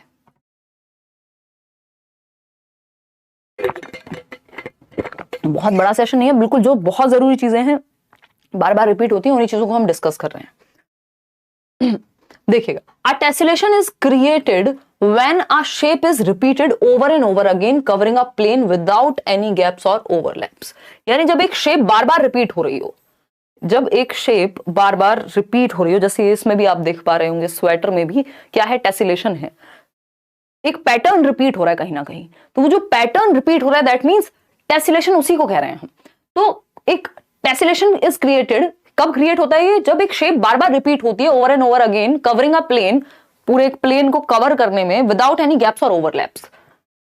यानी एक दूसरे के ऊपर चढ़े हुए नहीं है, ये ओवरलैप नहीं कर रहे, बस इस प्लेन को क्या किया हुआ है, कवर किया हुआ है, सेम शेप्स रिपीट हो रही हैं। आपने अपने घर की टाइल्स में देखा होगा, किसी होटल में देखा होगा, स्कूल में देखा होगा, तो सेम पैटर्न बार बार रिपीट होता है, उस स्पेस को कवर करता है। उसी को हम टेसिलेशन कहते हैं। हिंदी में भी आप इसको ऐसे ही याद रख सकते हैं, टेसिलेशन। चौपड़ भी बोल देते हैं इसको, कई लोग चौपाई बोल देंगे। तो ये टेसिलेशन के ही उदाहरण है, इस तरह जो पैटर्न्स बार बार रिपीट होते हैं। ये इस तरह की एक मैट तो हमने टीचिंग ट्रेनिंग में बनाई भी थी, बड़ा उसमें पैटर्न रिपीट करके, बड़ी मेहनत का काम था, है ना। तो ये क्या टेसिलेशन का उदाहरण है। उसमें देखिए आप, ये जो एरो वाली शेप है वो बार बार रिपीट हो रही है, वो रेड कलर आप देख रहे हैं, येलो कलर देख रहे हैं, उसी का रेपिटेशन है। तो अगर हम बात करें क्वेश्चन की, तो इस तरह का एक क्वेश्चन तो इस बार भी आ रहा है, ऑनलाइन में भी और ऑफलाइन में भी आता था। Which of the following topics are not part of primary school mathematics curriculum as per NCF 2005। वो किसी किसी बैच में अगर मुश्किल क्वेश्चंस आए, उसको लेके बहुत ज्यादा बैच बोल रही हूँ शिफ्ट में, तो उसको देख लेना है अगर कुछ नया मिला है तो, जैसे ऑनलाइन की ही बात करें। अदरवाइज जो कॉमन टॉपिक्स हैं वो स्टिल सेम ही है। कौन सा एक पार्ट नहीं है प्राइमरी मैथमेटिक्स के करिकुलम का। अब जो लोग स्कूल वगैरह में पढ़ाते हैं, ट्यूशन में पढ़ाते हैं, उनको तो आइडिया होना चाहिए, लेकिन हमने क्योंकि अभी पढ़ा है, टेसिलेशन बिल्कुल पार्ट है। देखो ज्योमेट्रिकल थिंकिंग से रिलेटेड जो शेप्स के ऊपर चीजें हैं वो सब तो हैं, अभी हम पढ़ तो रहे थे। तो टेसिलेशन है, सिमेट्री है, पैटर्न्स है, एक और हम कुछ पढ़ रहे थे, लेकिन रेशो, प्रोपोर्शन, इस तरह के चैप्टर नहीं है। तो आपको इनके अराउंड जो दिखे कि यार ये कुछ डिफरेंट लग रहा है, जो इस लेवल पे नहीं पढ़ाया जाना चाहिए, तो एक ऑप्शन, एक क्वेश्चन ऐसा जरूर देता है जिसमें नॉट वाला एक चांस होगा, और बाकी की तीनों ऐसी चीजें होंगी जिनसे आप अवगत होंगे, आपने पढ़ी होंगी प्रीवियसली भी या आज आप जान रहे हैं। इंडक्टिव और डिडक्टिव रीजनिंग पे एक क्वेश्चन जनरली फेंक देता है आपके सामने। इंडक्टिव आप जानते हैं आगमनात्मक, निगमनात्मक है डिडक्टिव। इंडक्टिव से या डिडक्टिव से शुरू करते हैं। मान लीजिए deductive reasoning is the process of reaching conclusions based on previously known facts, यानी जो पहले से आप फैक्ट्स जानते हैं। फैक्ट्स प्रीवियसली नोन क्या है, रूल हो सकते हैं। तो रूल से आप एग्जाम्पल की ओर जाते हैं, यानी नियम से उदाहरण की ओर। मतलब आपको नियम पता है कि x प्लस वाई या a प्लस बी का होल स्क्वायर ये होता है। अब एग्जांपल्स आप इसके बहुत सारे क्वेश्चंस ट्राई कर सकते हैं। तो आप डिडक्टिव मेथड का प्रयोग कर रहे हैं जब आप एक फॉर्मूला से क्वेश्चंस प्रैक्टिस कर रहे हैं। तो जो तथ्य पहले से ज्ञात हैं उनका प्रयोग कर रहे हैं आप निष्कर्ष तक पहुंचने के लिए। अब आते हैं इंडक्टिव पे। तो inductive reasoning is the process of arriving at a conclusion. ये जस्ट ऑपोजिट है कि आप एक निष्कर्ष पे पहुंचते हैं, वहां आपके पास निष्कर्ष है, उसके बेसिस पे आप कहीं जा रहे हैं। तो यहां आप निष्कर्ष पे पहुंचते हैं कि आपको पता है अच्छा यार जो मिर्च होती है वो हरे रंग की होती है, हरे रंग की होती है, हरे रंग की होती है। तो आपने 4 हरे रंग की मिर्च देखी, 5वें पे आपने कह दिया, नियम बन गया, मिर्च जो है वो हरे रंग की ही होगी। हालांकि जब आप अगली बार रेड देखेंगे तो वो चीज चैलेंज भी हो सकती है। तो इंडक्टिव रीजनिंग में क्या होता है, एग्जाम्पल टू रूल जाते हैं, वहां रूल टू एग्जाम्पल, यानी उदाहरण से बहुत सारे उदाहरण देखते हैं आप, फिर उस चीज को नियम बना देते हैं कि ये चीज ऐसे ही होती होगी। तो एग्जाम्पल टू रूल जाते हैं आगमनात्मक तर्क में। इतनी बात क्लियर है। जैसे फॉर एग्जाम्पल हम गणित में तो देख ही रहे थे, जैसे a प्लस बी का होल स्क्वायर डायरेक्टली आपको ना बता के वो बना कैसे, वो पूरी प्रोसेस बताई जाए और अंत में फॉर्मूला पे आए, तो ये क्या हो जाएगा, इंडक्टिव मेथड हो जाएगा। अभी एक क्वेश्चन उन्होंने पूछा था, पुराना क्वेश्चन है बट बहुत प्यारा क्वेश्चन है, इससे बहुत आसानी से समझ में आ जाती हैं चीजें। अभी पहले हम देख लेते हैं इनमें दोनों में प्रोसेस कौन सी है। कि जैसे वो क्वेश्चन इस तरह का था, शायद मैंने इंक्लूड भी किया होगा। जैसे मान लेते हैं आपके सामने राइट एंगल, आपको पाइथागोरस थ्योरम समझानी है, लेकिन टीचर ने क्या किया, 4 शीट दे दी पेपर की, अलग अलग ट्रायंगल दे दिए उसमें, है ना, 4 शीट्स दी, अलग अलग बच्चों को दे दी और कहा कि अच्छा इनमें देखो कि कॉमन चीजें कौन सी हैं, प्रॉपर्टीज में कॉमन क्या है। बहुत ही गंदा ट्रायंगल बनाया मैंने। तो वो देख के अपने आप समझेगा कि हाँ यार एक चीज है जो इनमें रिलेशंस क्या है। तो पहले एग्जांपल्स प्रस्तुत किए, बाद में नियम बताया जाएगा। तो ये इंडक्टिव मेथड है, सिंपल क्वेश्चंस इस पे पूछे गए हैं। It follows the Maxim's. अभी हम किसकी बात कर रहे हैं, इंडक्टिव की ही बात कर रहे हैं कि पर्टिकुलर टू जनरल जाता है, यानी concrete to abstract, known to unknown, ज्ञात से अज्ञात। जो आपको पता है वो स्पेसिफिक, वो विशिष्ट है, और जहां तक आप पहुंच रहे हैं वो अज्ञात है। ठीक है ना। तो आप नियम आपके लिए अज्ञात होता है शुरुआत में, उदाहरण को आप जानते हैं कि ये हरा रंग मैं जानता हूं इस मिर्च के बारे में, तो ये क्या है, ये ज्ञात है। अज्ञात क्या है, नियम पे पहुंचना, कि अंगूर खट्टे ही होते हैं, वो फिर आप बहुत सारे अंगूर खा के देखेंगे तभी इस बात पे पहुंचेंगे। अगर हम देखें स्टेप्स क्या है इंडक्टिव मेथड में, यानी आगमन विधि में, आगमन का मतलब ये आप एक आगमन किस पे हुआ, आपका एक रूल पे पहुंचते हैं आप एग्जाम्पल से। पहले साइट एग्जाम्पल्स यानी उदाहरण उद्धृत करते हैं, कुछ उदाहरण पेश होते हैं, अच्छा ये हमारे पास उदाहरण है। ड्रॉ कॉन्क्लूजन्स मेथड्स की तरह यूज किया जाता है इनको हर एक सब्जेक्ट में। ड्रॉ कॉन्क्लूजन्स ऑब्जर्विंग एग्जाम्पल्स, बहुत सारे उदाहरण को ऑब्जर्व करने के बाद, अवलोकन करने के बाद आप एक निष्कर्ष पे पहुंचते हैं, फिर एक कॉन्सेप्ट बनाते हैं इस निष्कर्ष से, और फिर उस कॉन्सेप्ट को प्रूव करने की कोशिश करते हैं अलग अलग एग्जाम्पल से। तो ये स्टेप्स होते हैं आपके, इतना जनरली पूछता नहीं, बस आपको बेसिक्स पता होने चाहिए। जैसे डिडक्टिव मेथड में क्या है कि आपको जो आपके पास रूल है, मेथड है कि a प्लस बी का whole square A square plus B square plus 2ab, तो ये जो रूल्स हैं आपके सामने ये दिए जाते हैं पहले, और उसको आप फिर एग्जाम्पल से अटेस्ट करते हो। कितने भी क्वेश्चन आप सॉल्व करोगे वो चीज प्रूव होती है। ठीक, मैक्सिम क्या है? जनरल टू पर्टिकुलर, यानी सामान्य से विशिष्ट की ओर, सामान्य से विशिष्ट की ओर जाते हैं किसमें? डिडक्टिव मेथड में। इतना जरूर ध्यान रखेंगे। स्टेप्स इसमें क्या है? पहले नॉलेज ऑफ कॉन्सेप्ट, यानी पहले एक रूल बताया जाता है, फिर डिफरेंट एग्जांपल्स प्रस्तुत किए जाते हैं उस चीज के। पहले डेफिनेशन बता दी मान लीजिए नाउन की, और बाद में आपको एग्जांपल्स प्रस्तुत किए गए। ट्रूथ को जो है आप बाद में टेस्ट करते हैं कि वो नियम कहीं उल्टा ना पड़ जाए जो आपके पास है, कोई उसका एक्सेप्शन तो नहीं है। अटेस्टेशन करते हैं, जो आपके पास अदर एग्जांपल्स हैं उस चीज को प्रूव करते हैं। जो आपका रूल है उससे रिलेटेड 1700 एग्जाम्पल फिर आप ढूंढ के लाते हैं, तभी वो रूल बन पाता है। अब एक वही आसान सा क्वेश्चन है जिसपे हम अभी चर्चा कर रहे थे, फटाफट से देख के बताइएगा। छोटी छोटी बातें हैं, ज्यादा देर का सेशन नहीं, मुश्किल से आधा घंटे में हम इसको पाइल अप कर देंगे,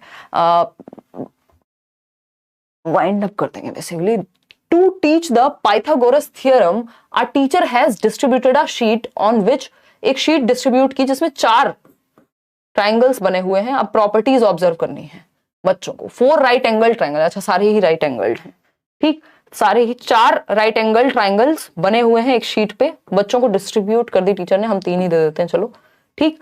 और ये शीट डिस्ट्रीब्यूट कर दी and ask the child to find the relationship between the sides of a triangle. तो उनको पता लगेगा कि यार ये वाली साइड बड़ी है बाकी दोनों से, या वो जिस भी बेसिस पे वो रिलेशनशिप, संबंध खोजने का प्रयास करेंगे बच्चे।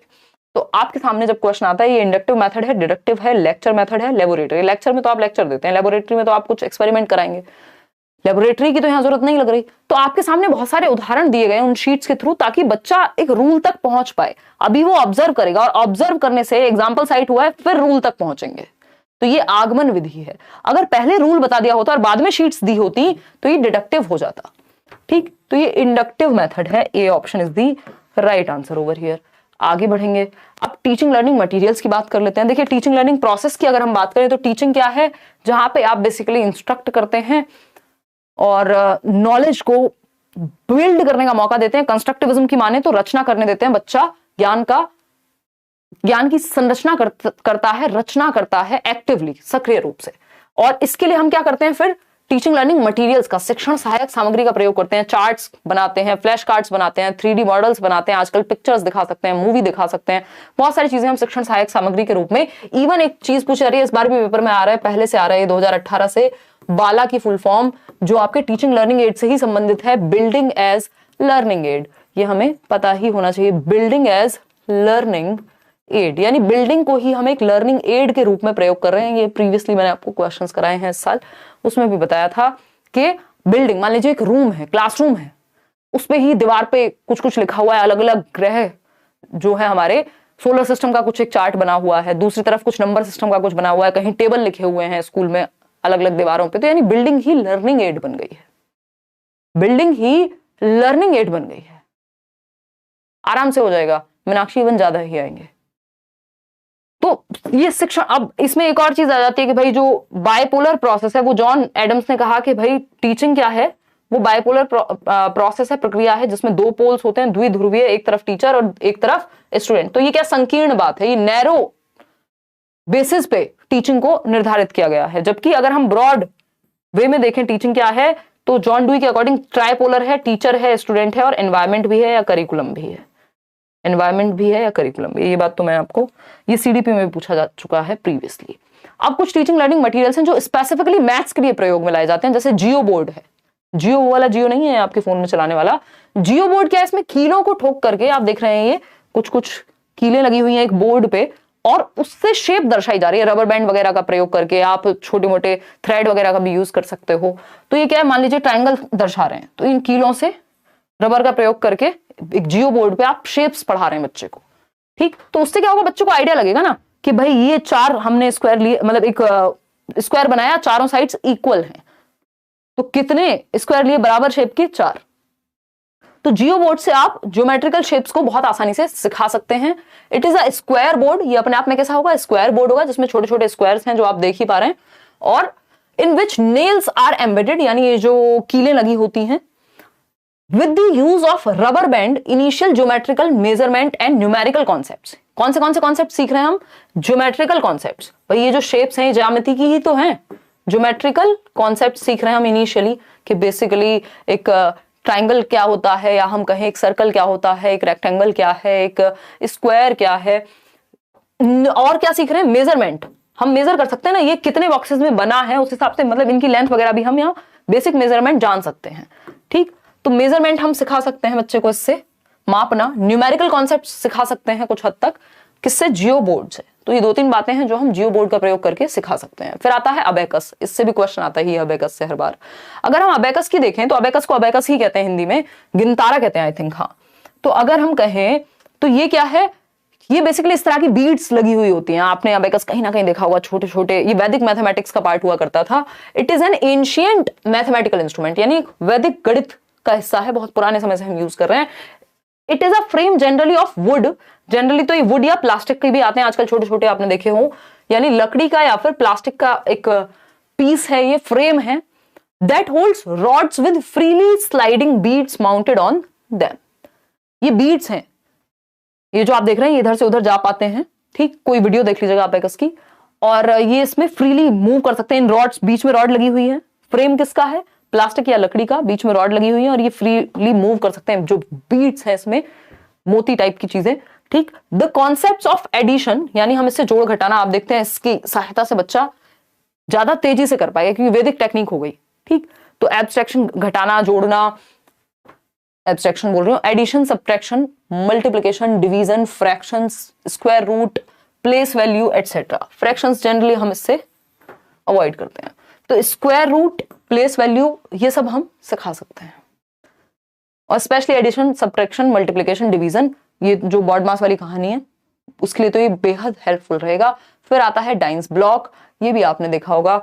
डाइंस ब्लॉक क्या है, dice block, these are manipulative tools used to teach basic addition, subtraction, counting, place value, multiplication, place value के लिए तो ये बहुत महत्वपूर्ण है।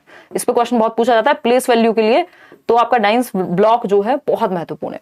और डेसिमल नंबर्स की अगर हमें मल्टीप्लिकेशन सिखानी हो तो ग्रिड का प्रयोग हम बहुत करते हैं इसमें से। These are 4 types of, इसमें 4 टाइप की चीजें यूज हो रही हैं। यूनिट्स किसको शो करते हैं, आपने वो देखा होगा, इकाई, दहाई, सैकड़ा, जो प्लेस वैल्यू है ना, हम सिखा सकते हैं ना इससे। तो ये जो यूनिट है एक, ये वंस को प्रदर्शित करती है, यानी इकाई को प्रदर्शित करती है। ठीक, फिर आता है आपका रॉड। रॉड जो है आप देख रहे हैं इसमें यूनिट्स लगी हुई है, ये वाली जो एक सिंगल यूनिट थी। तो ये रॉड अपने आप में टेंस को, यानी दहाई जिसको हम कहते हैं ना, दहाई को प्रदर्शित करती है। ये पूछ लिया जाता है डायरेक्ट क्वेश्चन। फ्लैट्स जो है, अब ये फ्लैट बनाया हुआ है इन्होंने, ये फ्लैट्स हंड्रेड्स का को रिप्रेजेंट करते हैं, यानी सैकड़ा जिसको हम कहते थे, if I am not wrong, Hindi में। ठीक है, और क्यूब अपने आप में, क्योंकि इसमें इतनी सारी यूनिट्स लगी हुई हैं, तो ये 1000 को, यानी 1000 को प्रदर्शित करेगा। तो यहां पे ये जानना बहुत जरूरी है कि जो यूनिट है वो इकाई को, यानी यूनिट को ही, वंस को, रॉड टेंस को, फ्लैट हंड्रेड्स को, और थाउजेंड्स को क्यूब। तो ये 4 चीजों का यहाँ पे प्रयोग होता है। 4 टाइप्स की चीजें। द यूनिट, जिसके थ्रू हम प्लेस वैल्यू वगैरह सीख रहे हैं, the unit cubes represent units, rods, ये सब मैंने आपको बता दिया है। ठीक, तो basic addition, subtraction, counting, place value, multiplication, ये सब आप डाइंस ब्लॉक से सीख पाएंगे। 3 डायमेंशन टीचिंग एड्स भी होते हैं कुछ, जिसको हम त्रिआयामी कहते हैं, जिसके 3 आयाम हैं। These aids provide understanding of real, बिल्कुल जैसे 3D में मूवी देखते हैं ना आप, ऐसे ही ये 3D एड्स हैं जिनके माध्यम से एकदम रियल, मान लीजिए आपने एक वो लगा दिया, आजकल तो वो भी आ रहा है augmented reality type, AR VR जो होते हैं, तो उससे आपको एग्जैक्टली लगेगा कि हाँ आप एक 3 डायमेंशनल रूम में खड़े हुए हैं, ये इसकी हाइट है, ये इसकी विड्थ है ना, तो उससे पूरा आपको पता लगता है। These are real objects, specimens, models या पपेट्स, या तो रियल ऑब्जेक्ट को ही ले आते हैं क्लास में, या उनके जैसे दिखने वाले, या मॉडल्स बना दिए उनके, पपेट्स वगैरह का यूज करते हैं जिनकी 3 डायमेंशंस हो। फॉर एग्जाम्पल, एक किसी ने ये मॉडल बनाया है, मॉडल्स बनते हैं ना, स्कूल में एग्जीबिशन लगती है, तो ट्राइंगल का जो है, इसको ऐसे नहीं बनाया कि जस्ट पेपर पे बना के दिखा दिया हो, इसको प्रॉपर बना करके दिखाया है। ये आपको दिख रहे हैं अलग अलग सब, इस पे जमे हुए हैं, चिपकाए हुए हैं, क्यूब को बना करके आप पूरे डब्बे का प्रयोग करके, इसी तरह सिलेंड्रिकल शेप, कोन को, तो ये 3D मॉडल हो गया। इससे क्या होगा, मैथ्स शेप्स सीखने में आसानी होगी, बजाय कि सिर्फ किताब में पढ़े, वो लिटरली देख पा रहा है। एक और छोटी सी चीज जिसपे हमने बात की थी शुरुआत में, टॉल शेप ऑफ मैथमेटिक्स, जो एनसीएफ में मेंशन्ड है। टॉल शेप ऑफ मैथमेटिक्स यानी गणित का ऊंचा कद, हाइट वाली टॉल शेप नहीं, ठीक। तो ये क्या कहता है देखते हैं एक बार। तो टॉल शेप ऑफ मैथमेटिक्स की जब हम बात कर रहे हैं, is where mastery of one topic is pre request for the next, यानी पहली रिक्वायरमेंट है, अनिवार्यता है कि आप नया टॉपिक तभी सीख पाएंगे जब आपको पहले वाला ओल्ड पुराना टॉपिक ठीक से आता हो। अगर किसी को एडिशन ही नहीं आता, मल्टीप्लिकेशन ही नहीं आती, उसको डिवीजन कैसे सिखाओगे? तो यानी आप देखते हैं 6th का गणित नहीं आता, 7th सीखने में बहुत दिक्कत होगी। क्यों? क्योंकि बेस ही क्लियर नहीं है। तो ये बेस को क्लियर करके ही आप नेक्स्ट टॉपिक पे जाएंगे, इसी को टॉल शेप ऑफ मैथमेटिक्स हम कह रहे हैं। यहां पे आगे बढ़ेंगे।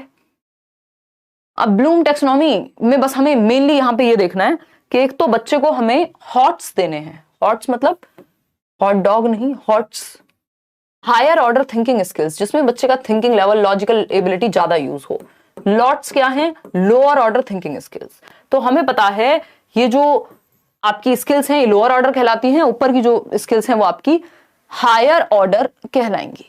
ठीक, ब्लूम्स टैक्सोनॉमी पे अलग से वीडियो बनाई हुई है, इसमें अलग से दोबारा नहीं पढ़ने वाले हैं, उसको आप अलग से भी जाके देख सकते हैं।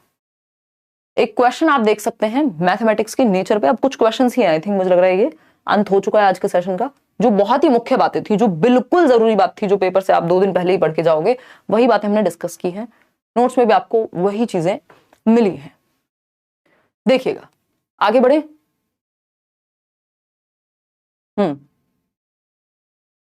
यार एसएसटी के नोट्स तो इस बार नहीं मिलेंगे, डी ऑप्शन कह रहे हैं कई लोग।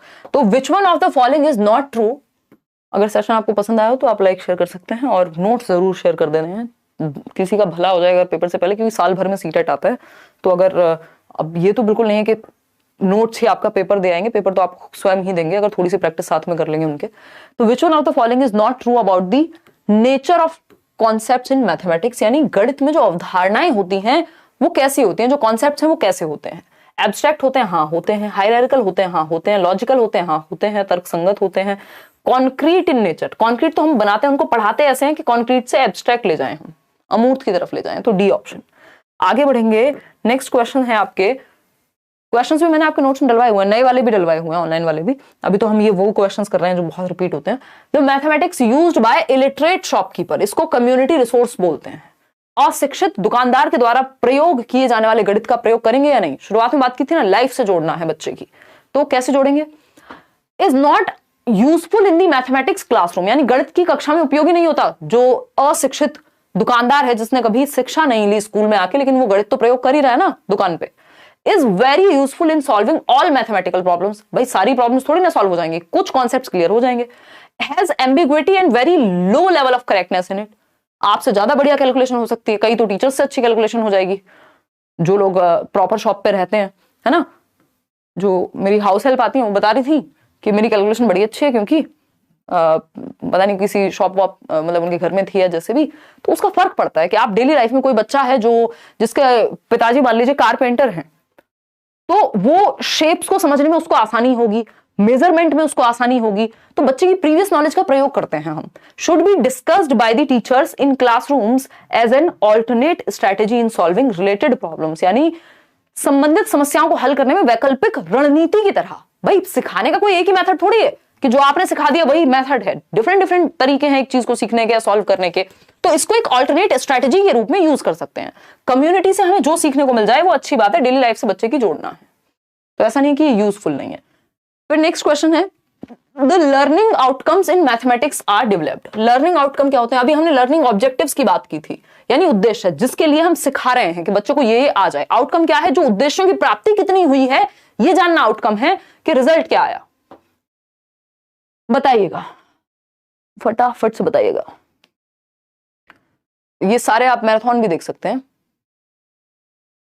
अब तो आप एक बार सीटेट दीजिए, आगे तक के लिए टेंशन खत्म।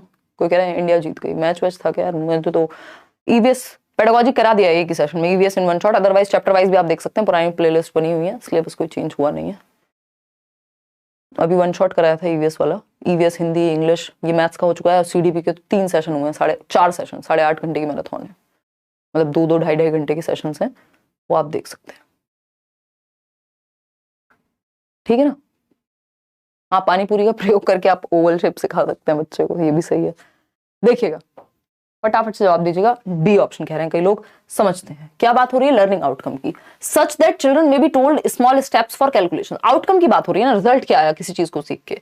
To increase the achievement of children in various educational surveys, outcomes in mathematics are developed, क्यों, to define class wise competencies. भाई आउटकम इसलिए डिफाइन होते हैं कि इस लेवल पे 6th क्लास में बच्चों को ये चीजें आती होंगी, तो वो लर्निंग आउटकम हो गया उस लेवल का। तो बच्चे द्वारा हासिल की जाने वाली कक्षावर दक्षता, यानी class wise competencies and skills to be achieved by children, कि भाई ये इस क्लास से आउटकम निकल के आना चाहिए, इस लेवल बच्चों को ये पता होना चाहिए, ये लर्निंग आउटकम होगा। अगर आप इस लेवल पढ़ा रहे हैं, सिर्फ ईयर एंड एग्जामिनेशन में अच्छा परफॉर्म करना नहीं होगा। फिर आता है which one of the following happenings in the classroom is an activity, किसको आप एक एक्टिविटी कहेंगे। जब टीचर एक्सप्लेन करे कैसे सम करने हैं, देख लो किस में बच्चा सबसे ज्यादा एक्टिव है, वही सही आंसर है। रिसाइट कर रहे हैं काउंटिंग, कॉपी कर रहे हैं बच्चे, जहां बच्चे एंगेज हैं, एक्सप्लोर कर रहे हैं, वो बेस्ट है। डी ऑप्शन, अन्वेषण कर रहे हैं, सबसे ज्यादा एक्टिव कहां है, डी ऑप्शन में। मेन पर्पस ऑफ मैपिंग भी सिखाते हैं हम, गणित में ये भी बहुत बार पूछा गया है। देखो मैपिंग की अगर हम बात करें यहां, यानी मैपिंग यानी प्रतिचित्रण सिखाने का प्राइमरी लेवल पे करिकुलम में इसको क्यों डाला है। अब आपको पता है मैपिंग है, टेसिलेशन है, ज्योमेट्रिकल बेसिक शेप्स हैं, ये सब कहां है, प्राइमरी लेवल के करिकुलम में हैं ऑलरेडी। ठीक है, तो अगर हम देखें यहां तो सही उत्तर क्या होगा, टू प्रमोट स्पेशल थिंकिंग। बिल्कुल सही बात है, स्पेशल मतलब स्पेस के बारे में, शेप्स के बारे में, है ना, प्रपोर्शन किस में यूज होगा, जैसे बॉटल भी बनी है तो इसमें भी कहीं ना कहीं मैपिंग का प्रयोग हुआ है। मतलब टू प्रमोट प्रपोर्शनल रीजनिंग, हाँ प्रपोर्शन, कितना प्रपोर्शन में कौन सी चीज बनेगी। To make subject easy and interesting, उसके तो बहुत तरीके हैं, उसके लिए स्टोरी सुना दो। To break the monotony of numbers, इसका मतलब ये तो नहीं है कि नंबर्स से मोनोटोनस है नंबर, मतलब बोरिंग चीज है, ऐसा कैसे कह सकते हैं। तो स्पेशल थिंकिंग और प्रपोर्शनल रीजनिंग थोड़ी डेवलप हो सके, हालांकि अलग से चैप्टर्स के रूप में हम नहीं पढ़ा रहे हैं, बट मैपिंग के थ्रू पढ़ा रहे हैं। अभी जब हम बात कर रहे थे रेशो, हम अलग से चैप्टर में नहीं पढ़ा रहे हैं प्राइमरी लेवल पे, बट स्पेशल थिंकिंग बच्चे में डेवलप हो सके, थोड़ा वो दिशाओं के बारे में थोड़ा बहुत जान सके, प्रपोर्शन के बारे में जान सके, इसके लिए हम क्या कर रहे हैं, मैपिंग का प्रयोग कर रहे हैं। तो ए एंड बी, कि वो बॉटल की शेप कैसी बनती है तो उसके बारे में विजुअलाइज कर पाए।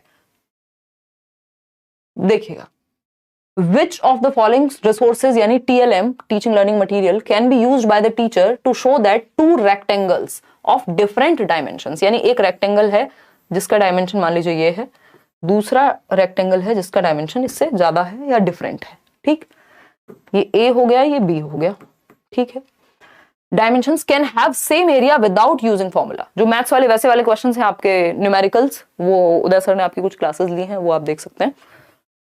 Can have same area without using formula, यानी बिना फॉर्मूला के बताना है कौन सा एक TLM है जिसको यूज किया जा सकता है टीचर के द्वारा टू शो दैट कि दो रेक्टेंगल्स जो हैं वो डिफरेंट डायमेंशंस के हैं, can have the same area, फिर भी इनका जो एरिया है वो सेम आ सकता है। डिपेंड करेगा लेंथ पे या ब्रेथ पे। बताइए, अलग अलग जवाब आ रहे हैं। कोई डी कह रहा है तो स्केल का प्रयोग करेंगे, ग्राफ पेपर का, स्केल से तो कैसे ही पता लगाएंगे एरिया का, ग्राफ पेपर का, टाइल का या थ्रेड का। बताइए, अलग अलग आंसर्स। बिल्कुल, इसमें टाइल्स का प्रयोग कर सकते हैं वो, और ग्राफ पेपर का, वो ग्राफ पेपर और टाइल्स का प्रयोग किया जा सकता है बजाय कि थ्रेड के। थ्रेड का प्रयोग हम सर्कल वगैरह में ज्यादा कर लेते हैं। तो B option is the right answer. आगे बढ़ेंगे, which of the following could be contributing factor to underachievement in mathematics, गणित में अंडर अचीवमेंट का कौन सा एक कारण हो सकता है, निम्न में से गणित में उपलब्धि कम होने का कारण क्या हो सकता है, ये पूछा है इन्होंने, क्या हो सकता है।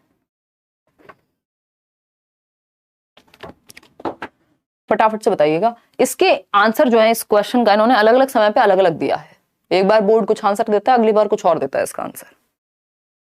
ठीक है ना, प्रीवियस ईयर लगाने की जरूरत है साहिल आपको बस। बताइए, बी ऑप्शन, यानी सोशियो कल्चरल बैकग्राउंड। इसका आंसर नेचर ऑफ मैथमेटिक्स भी कुछ हद तक ठीक है। देखिए जेंडर तो होगा नहीं, इनेट एबिलिटी पे हम डालते नहीं है बच्चे की कि ये इनेट एबिलिटी होती है मैथ्स की, ऐसा मैथ्स पढ़ाने में नहीं मानते हम।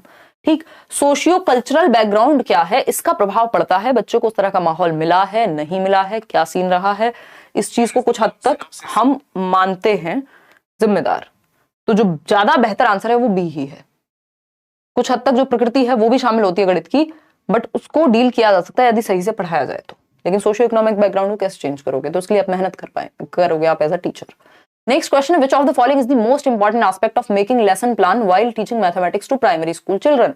यानी आप पढ़ाने से पहले एक लेसन प्लान बनाते हो, पाठ योजना बनाते हो। आज भी ये क्लास हुई है तो ये पाठ योजना के तहत ये कौन सी जो आपको क्वेश्चन कहाँ पे मिल रहा है, कौन सा फोटो लगेगा, कौन से एग्जांपल्स मिलेंगे, बहुत सारी चीजें। कुछ चीजें आपकी रैंडम होती हैं, जैसे उदाहरण कई बार ऐसे आ जाते हैं दिमाग में, और कुछ चीजें आपकी प्लान्ड होती हैं जो कि लेसन प्लानिंग आपको अपनी करके जानी चाहिए क्लास में जाने से पहले।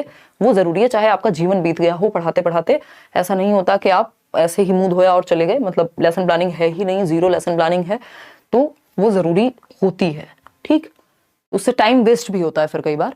विच of the following is the most important aspect of making lesson while teaching mathematics to primary school children? Sequence of text book, presenting mathematical concepts in structured manner.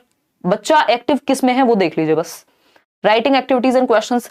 सिर्फ एक्टिविटी लिखने से अच्छा ये नहीं है कि सीधा सीधा अपॉर्चुनिटी प्रोवाइड करा दो बच्चा जहां पे कॉन्सेप्ट्स को कंस्ट्रक्ट कर सके, अपनी रियल लाइफ में ऑब्जर्व करके वो संकल्पनाओं का निर्माण करके उन तक पहुंच सके। तो सी ऑप्शन में वो ज्यादा एक्टिव है बाकी किसी ऑप्शन के। और आपको बच्चे को एक्टिव ही बनाना है, इसलिए तो लेसन प्लान आप लेके जा रहे हैं ना, कि आप बेहतर वे में सिखा पाएंगे। अब है, which of the following is not be considered a feature of a constructivist mathematics classroom? Constructivist यानी रचनावादी, जहां मीनिंग मेकिंग होगी, अर्थ निर्माण होगा, बच्चा एक्टिव रहेगा, एक्सप्लोर करेगा, एंगेज रहेगा। प्याजे, वाइगोस्की, इन सबको याद कर लीजिए। तो देख लीजिए बच्चा जहां एक्टिव है वहीं कंस्ट्रक्शन हो रही है। और कंस्ट्रक्टिविस्ट जो स्कूल ऑफ थॉट है, यानी जो रचनावाद है, कंस्ट्रक्टिविज्म पे ही एनसीएफ बेस्ड है, और हमारी आज की भी ज्यादातर पॉलिसीज कंस्ट्रक्टिविज्म को मानती हैं। ठीक, तो बताइए बच्चा कहाँ एक्टिव है? The role of language and dialogue in learning mathematics is given due to attention. The teacher acknowledges the students may construct multiple understandings. हाँ, यहाँ पे बच्चे एक्टिव होंगे। ऑब्जेक्टिव टेस्ट, कनेक्शंस, इन सब से बेहतर है बच्चे एक्टिव हैं यहाँ, तो वो नॉलेज को कंस्ट्रक्ट कर लेंगे। तो B option is the right answer. एक दो क्वेश्चन और हैं आपके, फिर आपकी छुट्टी। Which of the following statements is in agreement with the constructivist view of mathematics? यानी रचनावाद को कौन बढ़ावा देगा? जहां बच्चा एक्टिव होगा। सिंपल, सरल, सुंदर, सस्ता, टिकाऊ आंसर। ठीक है ना? बहुत बढ़िया लगता है कि आप लोग बिल्कुल इतनी रात को भी, क्योंकि समय का थोड़ा सा मेरे साथ दिक्कत रहती है, इतना समय हो चुका है, समय मतलब सालों से हम लोग जुड़े हुए हैं, और क्लासेस और कभी कुछ, कभी इवेंट है, कुछ है, तो थोड़ा सा लेट वेट हो जाता है। वैसे भी मेरा टाइम 9 बजे ही रहता है पहले से ही, बट अब और लेट हो जाता है एट टाइम्स। रचनावादी दृष्टिकोण से की जा सकती है, बट आप इतनी संख्या में जुड़े रहते हैं, सीख पाते हैं रात को इतनी ठंड में, है ना? 5 डिग्री था सुबह दिल्ली में टेम्परेचर, 2 दिनों से ठंड बढ़ गई है आपकी, अभी भी 9 डिग्री टेम्परेचर है। चलिएगा, खैर ये तो ये भी बता देती बेचारी, देखिएगा। उसके on account of inability to understand the, हाँ तो ये तो एकोमोडेशन हो गया ना विश्वकर्मा। ये तो सिंपल है, creation of a new scheme on account of liability inability to understand the environment with the existing scheme is known as accommodation. 200%, कोई दिक्कत ही नहीं है इसमें।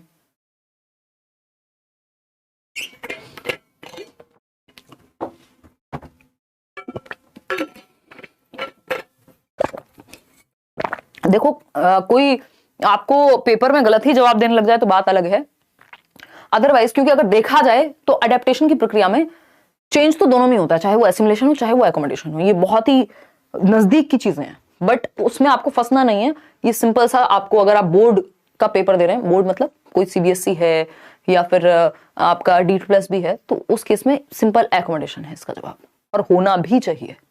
जब आप पुराना स्कीमा की वजह से आपको दिक्कत होती है नई सिचुएशन या जो आज की सिचुएशन है उसको समझने में, नहीं हाँ एग्जिस्टिंग स्कीमा को ही चेंज करना पड़ रहा है ना, न्यू स्कीम की वजह से नया स्कीमा आपने बनाया, एकोमोडेशन आएगा। देखिएगा बी ऑप्शन कह रहे हैं कि कंस्ट्रक्टिविस्ट अग्रीमेंट कौन सा है, जहां बच्चा एक्टिव है, डिस्कवर कर रहा है बच्चा, ठीक है, सिर्फ फैक्ट रटे, ऑब्जेक्टिव्स रट ले, विजुलाइज कर ले, इन सबसे ज्यादा एक्टिव वो बी ऑप्शन में है। जहां सबसे ज्यादा बच्चा एक्टिव है वो मूल मंत्र है पेडागोजी का। क्वेश्चन देखिए next, Which of the following is not true with respect to the learning of mathematics? कौन सी बात सही नहीं है मैथमेटिक्स के सीखने के बारे में? इनेट होती है एबिलिटी, ये तो हम मना ही कर रहे हैं, हम नहीं मानते इनेट होती है पेडागोजी में। Teachers beliefs about learners have powerful impact on learning outcomes. सही बात है, अगर टीचर का विश्वास है कि तुम अच्छा करोगे तो इस चीज से बच्चा और मेहनत करता है, सच है ये। Student socio economic background impacts their performance in mathematics. अच्छा, schools language of instruction can impact a child's performance in mathematics. ठीक बात है। गणित के संबंध में निम्नलिखित में से क्या सही नहीं है? यही गलत है, बाकी सारी बातें सही हैं। भाई जो सोशियो इकोनॉमिक बैकग्राउंड है वो भी प्रभाव डालेगा। अभी यही तो बात कर रहे थे हम कि भाई अगर किसी के घर में शॉप है तो वो मैथ्स में अच्छा होगा, किसी को वैसा माहौल ही नहीं मिला तो इसका मतलब ये नहीं कि हर घर में शॉप होगी तभी मैथ्स अच्छा होगा। तो जो सामाजिक सांस्कृतिक स्थिति है उसका भी प्रभाव पड़ता है सीखने पे, क्योंकि एनवायरमेंट है ना। After teaching place value of numbers. Place value समझ रहे हैं? फेस वैल्यू जो डायरेक्ट दिखे, प्लेस वैल्यू जो प्लेस पे हो, है ना। जैसे अब आपको पता है यहाँ पे प्लेस वैल्यू आपको पता करनी है किसकी? 2 की। तो आपको पता है ये क्या है? 1s 10s और 100th पे है, यानी सैकड़ा पे है। फेस वैल्यू तो आपको साफ साफ दिख ही रही है 2। A teacher gave the following question to solve. क्या क्वेश्चन है? टेक 2 डिजिट्स से 3 and 5, 3 और 5 2 डिजिट ले लो, मेक 4 डिजिट नंबर्स, 2 डिजिट के नंबर बनाओ इनसे, using both the digits equal number of times. 2 बराबर टाइम्स ही आनी चाहिए एक डिजिट में, तो 33 55 35 35। इस तरह से आप दुनिया भर के डिजिट्स बना दोगे, यूनिक भी होंगी ये। तो ये जो है कौन सी एक बात इस क्वेश्चन के बारे में सही है। इसको मैथ्स की तरह नहीं लेना है, बेसिक पेडागोजिकल अंडरस्टैंडिंग की तरह लेना है। It is an open ended question and gives opportunities to students to analyse and critique each others responses. चलो ठीक है। It is an example of closed ended. Closed ended में तो सिंगल आंसर होगा कि 3 और 2 कितने होते हैं? तो 5 होते हैं। ये क्लोज्ड एंडेड है। आपको ओपन एंडेड देने होते हैं ताकि क्रिएटिविटी बेटर हो, बच्चे का दिमाग खुले, डाइवर्जेंट थिंकिंग यानी अब सारी चिंतन आए। Multiple response to a question should be discouraged. नहीं भाई, एनकरेज होने चाहिए कि मल्टीपल तरीके से एक चीज को सॉल्व किया जा सकता है। कॉन्टेक्चुअल क्वेश्चन का एग्जांपल है। कहां कौन सा कॉन्टेक्स्ट है? यहाँ सेब, सब्जी, दुनिया, जिंदगी, कोई बात हुई है? नहीं हुई है, सीधा नंबर की बात हुई है। तो it is an open ended question. ये एक मुक्त उत्तर वाला प्रश्न है जिससे क्रिएटिविटी या डाइवर्जेंट थिंकिंग बेटर होती है, और ओपन एंडेड क्वेश्चंस ज्यादा बेटर होते हैं क्लोज्ड एंडेड से। जैसे ये जो क्वेश्चन है क्लोज्ड एंडेड है, 4 में से एक ही ऑप्शन सही होगा, ये क्लोज्ड एंडेड है, कन्वर्जेंट थिंकिंग है। वहीं जब हम बात कर रहे हैं कि इससे नंबर बनाओ तो वो ओपन एंडेड है और डाइवर्जेंट थिंकिंग यानी क्रिएटिविटी बेहतर होती है। तो होपफुली आपको ये छोटा सा सेशन पसंद आया होगा। वन शॉट का मतलब ये हम टू द पॉइंट बात करेंगे। सेशन पसंद आया हो आप लाइक शेयर सब्सक्राइब तो जरूर कर लीजिएगा। आजकल नोटिफिकेशन आसानी से पहुंचता नहीं है, अगर आप सब्सक्राइब करके बेल आइकॉन दबा के रखो अपना, ताकि सेशन का पता लग जाए। और कई बार आगे पीछे भी होता है तो टेलीग्राम वगैरह पे पता लग जाता है। ये पीडीएफ आपको टेलीग्राम पे मिल जाएगी। इसके अलावा be your own constant, tension लेनी नहीं है, पढ़ाई करनी है शांति से। जो केवीएस वाले दुखी हैं उनके लिए भी 6 और 7 को मैं अवेलेबल नहीं होंगी, मतलब मैं ट्रेवल कर रही हूँ आउट ऑफ दिल्ली, तो तब केवीएस के लिए कोशिश रहेगी कि कुछ सेशंस आपके,